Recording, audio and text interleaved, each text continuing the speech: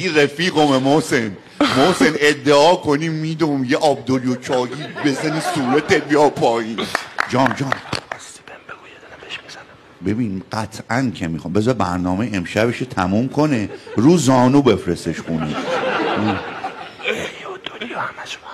آره یه آب چاگی بزن، یه دولیو چاگی، بعد یه پابلو نیریو چاگی بزن صورتش بیا پایین.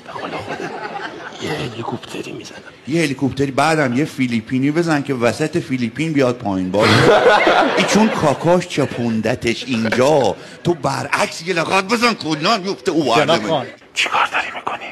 آبرو ریزی نکنم یا بکنم چی کار کنم. بیا جان من یه کاری نکنی منو بزنه ها. محسن 16 رقمیمه میفرستم تا شب 100 میلیون میزنی به حساب ولا صورتتو عوض میکنه. اون حرف خصوصیتون باید شماره شبا بدی برای 100 تومن. آره راست میگی شبا، راست میگی شبا. مگه میشنوی ما چی میگیم؟ آره ما داریم آروم حرف میزنیم. خب قهرمان المپیکه گوشش نما امانت تسلبک در واکه فرق میکنه. بیا جان باج داری میگیری؟ قطعا آره اصلا از قیافش معلومه چی داره. بیا با باجگیرو ببین اینا میرن ما به هم میرسیم.